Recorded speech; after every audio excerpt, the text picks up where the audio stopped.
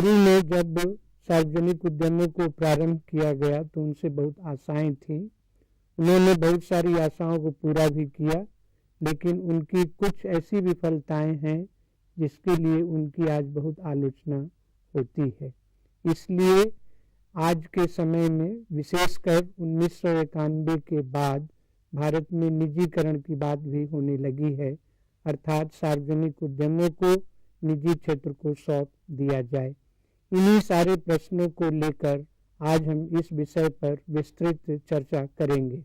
आज हमारे साथ प्रोफेसर रुद्र दत्त जी, जो दिल्ली विश्वविद्यालय के कॉरेस्पॉन्डेंस कोर्स के प्रिंसिपल करीब 25 वर्षों से ज़्यादा समय तक रहे हैं और भारतीय अर्थव्यवस्था के विषय में उनका सर्वांगीण ज्ञान है।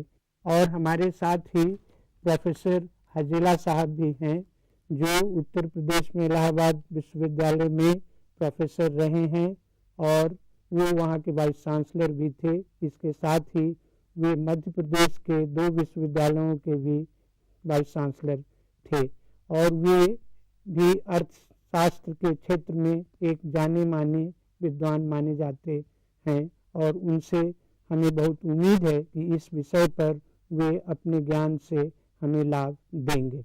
सर्वप्रथम मैं प्रोफेसर रुद्र दत्त जी से निवेदन करूंगा कि वे ये बताएं कि भारत में किन उद्देश्यों को लेकर सार्वजनिक उद्यमों को प्रारंभ किया गया था। प्रोफेसर दत्त। भारत आज़ाद हुआ तो उस वक़्त हमारे औद्योगिक ढांचे के अंदर बहुत सी कमजोरियां थी।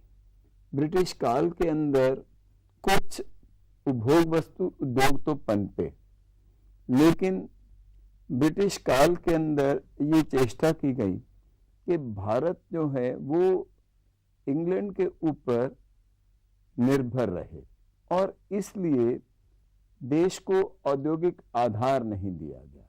इतने बड़े देश के लिए लोहे और इस्पात का एक कारखाना Tata iron and steel works के नाम से था। कोई इंजीनियरिंग उद्योग नहीं था, कोई इंजन बनाने का कारखाना नहीं था, कोई हवाई जहाज बनाने का कारखाना नहीं था। यानी अगर कुल मिलाकर कहें तो पूंजी वस्तु उद्योगों का पूर्णतया अभाव था। इस अभाव की पूर्ति के लिए हमारी सरकार ने 1956 में एक नीति घोषित की और वो नीति जो थी उसको भारत का आर्थिक संविधान कहा गया। इस आर्थिक संविधान के अधीन हमने ये कहा कि राज्य सरकार जो है वो इस बात का नेतृत्व लेगी कि देश के अंदर पूंजी वस्तु उद्योगों की स्थापना की जाए। इसलिए राज्य सरकार ने पहले 3 बड़े कारखाने लगाए, राउरकेला, दुर्गापुर, भिलाई।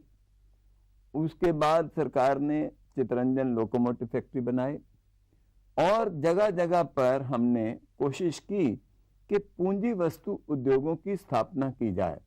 तो पहला उद्देश्य जो सार्वजनिक उद्यमों का था वह ये था कि इस देश के अंदर हम पूंजी वस्तु उद्योगों में कुछ हद तक अपना स्थान बना पाएं। इसी प्रकार प्रतिरक्षा के लिए देश की, हमारे देश में कोई डिफेंस इंडस्ट्रीज के बारे में कल्पना नहीं थी। हम सब कुछ इंग्लैंड से मंगवाते थे।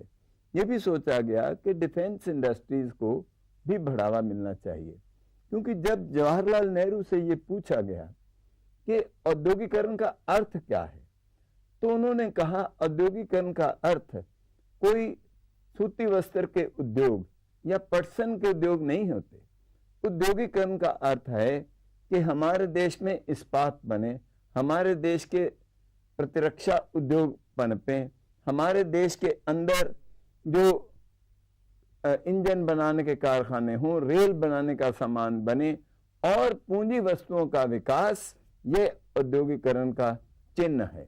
तो इस उद्देश्य को लेकर भारत में हमने ये सोचा कि एक देश की अर्थव्यवस्था को जोर का धक्का देना चाहिए और उस जोर के धक्का देने के लिए हमने शुरू में ये किया कि यहाँ पर पूंजी वस्तुओं की स्थापना करने की एक प्रथा चलाई, एक लहर चलाई और इसी से हमारे देश में सार्वजनिक क्षेत्र का विस्तार शुरू हुआ।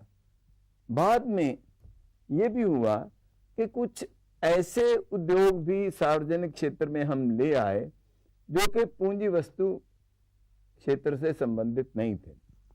उदाहरण के लिए 119 सूती वस्त्र के कारखाने जो थे वो घाटे में चल रहे थे और वो निजी क्षेत्र में थे।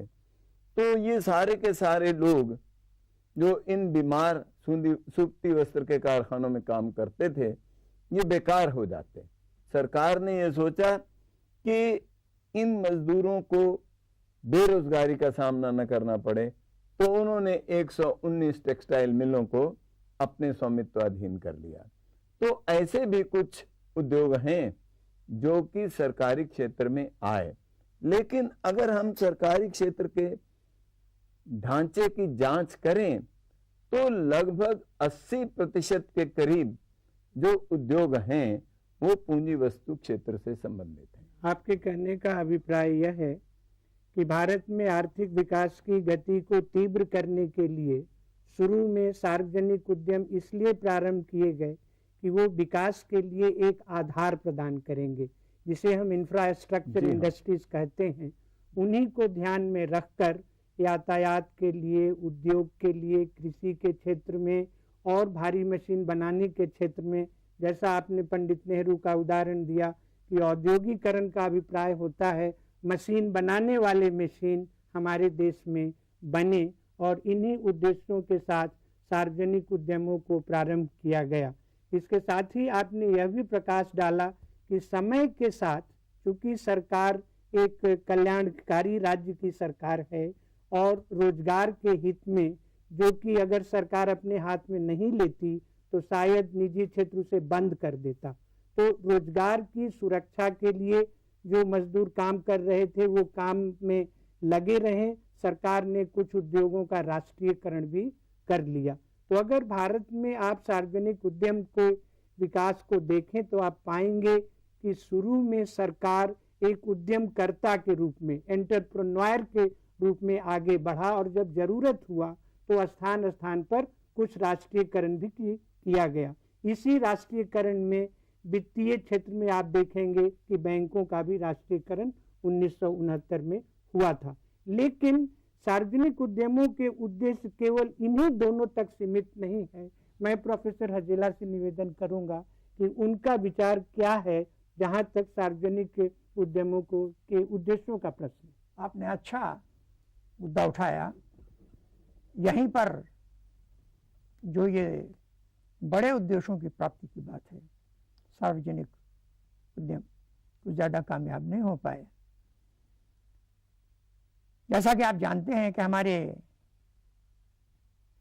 योजनाबद्ध आर्थिक विकास में एक उद्देश्य भी है कि हम सामाजिक न्याय की परिस्थिति उत्पन्न और गरीबी दूर करें और रोजगार भी दें इत्यादि। लेकिन अब इतने दिन बाद हम महसूस करते हैं कि ये कार्य केवल पूंजी पदार्थों के उत्पादन को बढ़ावे से नहीं पूरा हो सकता था, इंफ्रास्ट्रक्चर से केवल पूरा नहीं हो सकता था। जिसका मतलब ये था कि इसके साथ साथ हमको वेज गुड्स के प्रोडक्शन, उन पदार्थों के प्रोडक्शन की तरफ भी अगर प्रत्यक्ष रूप से ध्यान नहीं देना था तो कम से कम अप्रत्यक्ष रूप से और नीतियों द्वारा ध्यान देने की जरूरत थी, वो हम नहीं दे पाए।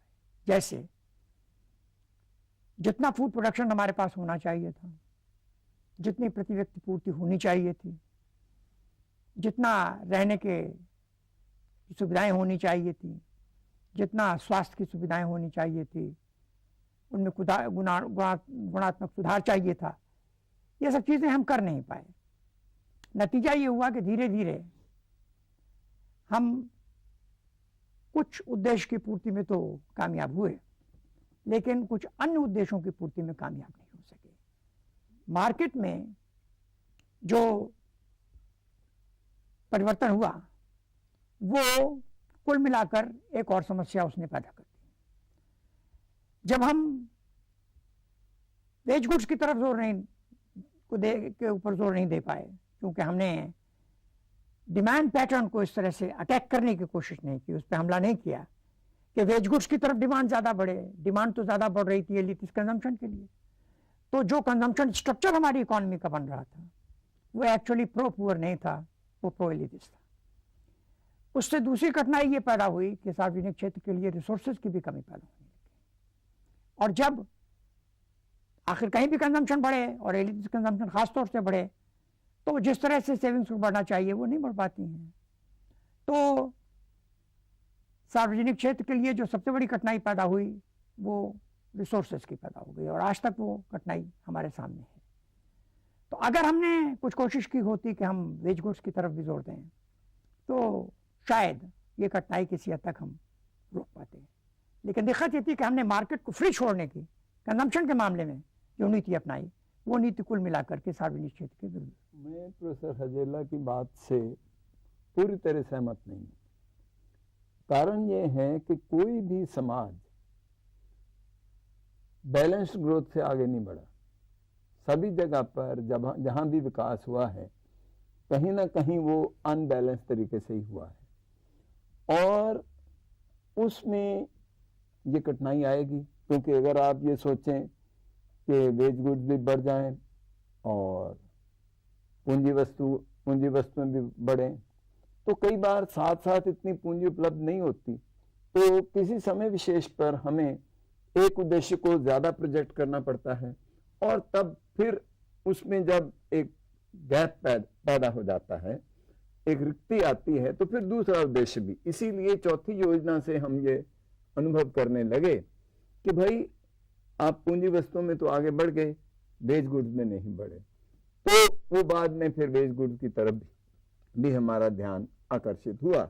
ये ठीक है कि एक साथ होता, लेकिन एक साथ किसी समाज ने भी सारी समस्याओं को हल नहीं किया। मैं उतना ही नहीं कह रहा हूं, मैं उसके आगे जाके बात कह रहा हूं कि चूंकि ऐसा नहीं हुआ, इस वजह से जो इन्वेस्टमेंट पैटर्न प्रो पुअर हो सकता था, जो रिसोर्सेज प्रो पुअर हो सकते थे, वो नहीं हो पाए। मैं तो नहीं कह रहा हूँ वो नहीं हो सकता था, तो इसके माने हमको उद्देश्य नहीं रखना चाहिए। लेकिन इनका कहना है कि एक गैप के बाद वो हुआ नहीं, झुकाव गया। अगर ऐसा कह रहे हैं तो मैं सहमत नहीं होऊंगा।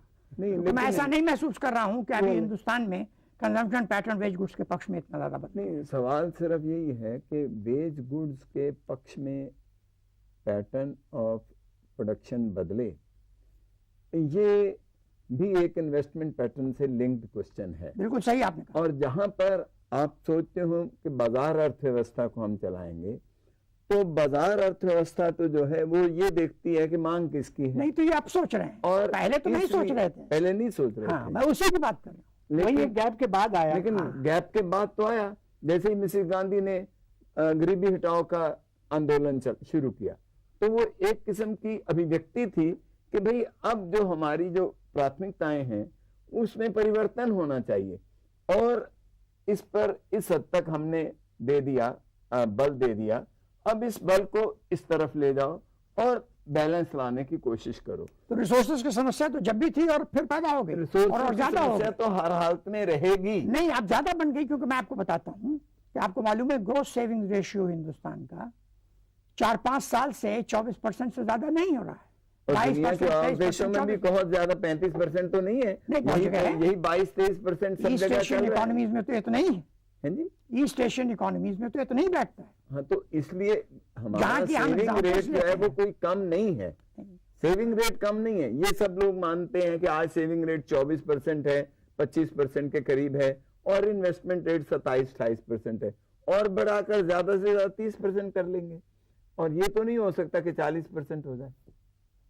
हम तो सिर्फ ये कह रहे हैं कि अगर हमको वो उद्देश्य पूरा करना था, जी हाँ, जिसके लिए जिससे हमने शुरू किया था, ये तो एक माध्यम था कि हमने पूंजी उद्यम बनाए और ये किए, इंफ्रास्ट्रक्चर बनाया, लेकिन अंततः हमारा लक्ष्य तो यही था कि कुल मिलाकर के हम एक ऐसा समाज बनाएं जिसमें कि इक्विटी हो, जिसमें सोशल जस्टिस हो, जिसमें पॉवर्टी ना हो।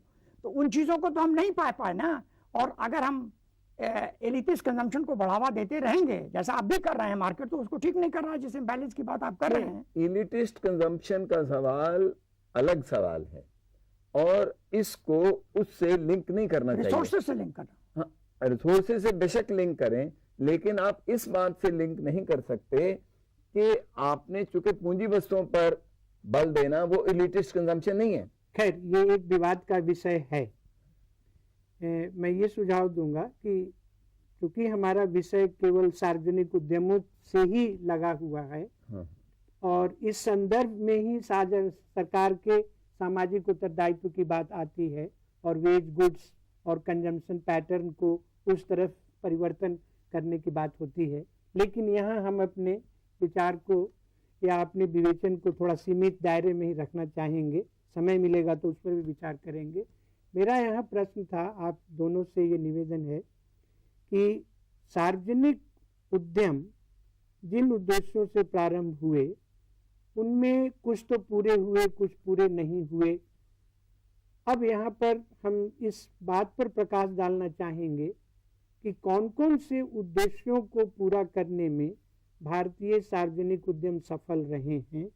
सर्वप्रथम प्रोफेसर उदयदत्त इस पर प्रकाश डालेंगे। देखिए, इसमें कोई संदेह नहीं कि हमने जब विकास आरंभ किया तो हमारे पास इंफ्रास्ट्रक्चर के रूप में, खासकर इकोनॉमिक इंफ्रास्ट्रक्चर यानी बिजली, सिंचाई, इसके रूप में बहुत थोड़ा साधन थे, प्रगति बहुत कम थी। तो अगर आज हम उसको देखें तो देश का कोई गांव नहीं जो सड़क के द्वारा लिंक नहीं हो गया। ये एक बड़ा अच्छा प्रगति हुई है। तो हमने ट्रांसपोर्ट का विकास किया और उसमें हमारे देश में सार्वजनिक उद्यमों का एक बहुत महत्वपूर्ण स्थान है। फिर हाइड्रोइलेक्ट्रिक एनर्जी के जेनरेशन में सार्वजनिक उद्यमों का एक बहुत अच्छा स्थान है। तो ये बिजली के और क्षेत्र में भी इसमें हाइड्रोइलेक्ट्रिक के साथ और भी क्षेत्र हैं, यानी तापीय बिजली भी है, जो कि बिजली के क्षेत्र में हमें बहुत अच्छा सार्वजनिक क्षेत्र का रिकॉर्ड है। फिर सार्वजनिक क्षेत्र ने सामाजिक क्षेत्र में एजुकेशन है, एजुकेशन का जो विस्तार हुआ है वो सार्वजनिक क्षेत्र के द्वारा कहीं अधिक हुआ है और निजी क्षेत्र ने उसमें बहुत कम योगदान दिया है। हेल्थ के क्षेत्र में, स्वास्थ्य के क्षेत्र में सार्वजनिक क्षेत्र का योगदान कहीं ज्यादा है। और कुल मिलाकर पूंजी वस्तु उद्योगों, हमारे देश में रक्षा उद्योगों, इनके विकास में सार्वजनिक क्षेत्र ने महत्वपूर्ण भूमिका निभाई है। और इस बात को छठी योजना में ये बात स्वीकार की गई जबकि जनता पार्टी आई थी कि पिछले 30 सालों के विकास से पहले, यानी हमारे आरंभ के 30 सालों के विकास से देश को एक औद्योगिक आधार मिला। इसमें आज भी कोई दो राय नहीं है। तो ये एक सकारात्मक उपलब्धि थी जो कि हमें सार्वजनिक उद्यमों से प्राप्त हुई, इसमें कोई संदेह नहीं है। अब इस प्रोसेस में त्रुटियां भी आएंगी, कोई भी प्लानर जो वो बाद में चलता है। कहने का अभिप्राय यह है कि सार्वजनिक उद्यमों के जो पॉजिटिव कंट्रीब्यूशन है वो इंफ्रास्ट्रक्चर या आर्थिक विकास को आधार प्रदान करने के क्षेत्र में बहुत ही सराहनीय रहा है। इसी के साथ साथ हम बात करते थे स्वावलंबन का, सेल्फ सफिशिएंसी का, सेल्फ रिलायंस का, जो सार्वजनिक उद्यमों ने हमें काफ़ी सहायता पहुंचाई है। प्रोफेसर हजीला इस पर कुछ प्रकाश डालेंगे? मैं सिर्फ इतना ही कहना चाहूँगा कि ये बिल्कुल सही है कि जिन उद्देश्यों के लिए, सीमित उद्देश्यों के लिए हमने सीमित एक सार्वजनिक दायरे में दिए को बढ़ावा दिया, खासतौर से पूंजी पदार्थ और इंफ्रास्ट्रक्चर को, वो काफ़ी हद तक उनकी पूर्ति भी हुई। लेकिन कठिनाई क्या हुई कि ये इस उद्योग के आधार पर जितना तकनीकी प्रगति होनी चाहिए थी वो हम नहीं ला सके। इतिहास ये बताता है कि जहाँ भी तकनीकी प्रगति हुई है वहाँ मुख्यतः इस वजह से हुई है कि उसमें पूंजी पदार्थ क्षेत्र काफ़ी विस्तृत था। ये हमारे लिए एक सौभाग्य की बात थी कि हमारे पास ऐसा क्षेत्र था। लेकिन हमने रिसर्च और इनोवेशन पे पब्लिक सेक्टर में जितना खर्चा करना चाहिए था नहीं किया।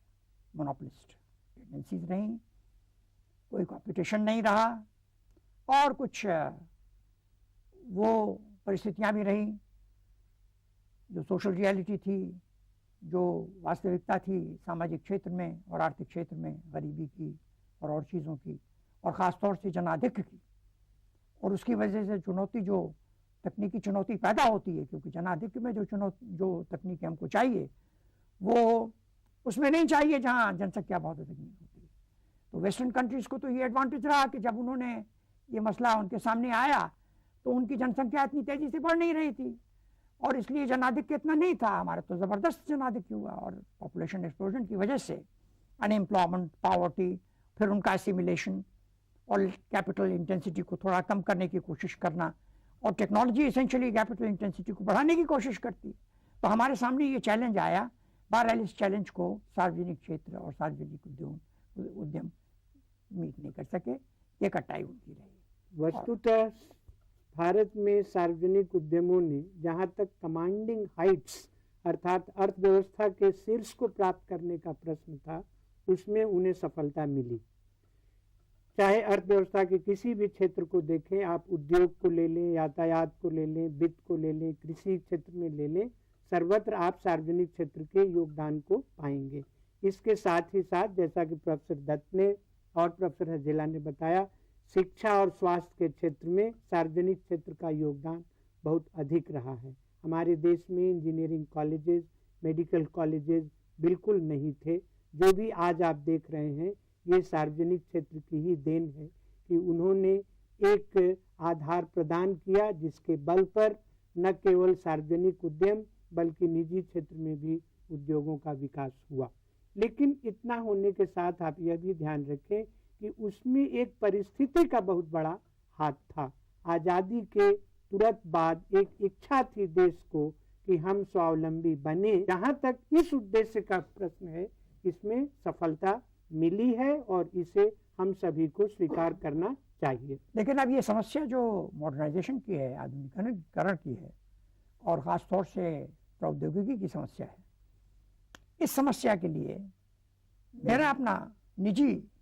मेरी राय है कि इसमें जो रोल पब्लिक सेक्टर प्ले कर सकता है वो प्राइवेट सेक्टर नहीं प्ले कर सकता। और अगर अभी मौका है कि हमारे अच्छे पब्लिक सेक्टर एंटरप्राइजेज हैं, अगर वो अपने रिसर्चेस को, अपने लैब्स को ज़्यादा इंटेंसिफाई करें तो कुल मिलाकर के शायद इससे परिणाम अच्छे निकल सकते हैं, क्योंकि वो हमारी परिस्थिति को ज़्यादा जानते हैं। आपने सही फरमाया। इन कमियों के ऊपर अब सार्वजनिक उद्यमों का भी ध्यान गया है, और सभी जगह जिसे हम R&D कहते हैं कि शोध के तरफ, रिसर्च के तरफ, ताकि टेक्नोलॉजी में सुधार आ सके, यह आज काफ़ी बल दिया जा रहा है। साधन की कमी तो है और साधन की कमी बनी भी रहेगी। यहाँ प्रश्न है कि जो भी उपलब्ध साधन है, हमें एक प्राथमिकता के आधार पर शोध एवं रिसर्च के क्षेत्र में भी लगाना आवश्यक होगा। तभी जाकर ये अपने पैरों पर स्वयं अपने टेक्नोलॉजी के आधार पर आगे बढ़ने की स्थिति में हो सकेंगे, और हमें सदा विदेशों के ऊपर, जहाँ तक टेक्नोलॉजी का संबंध है, निर्भर नहीं रह पाएंगे।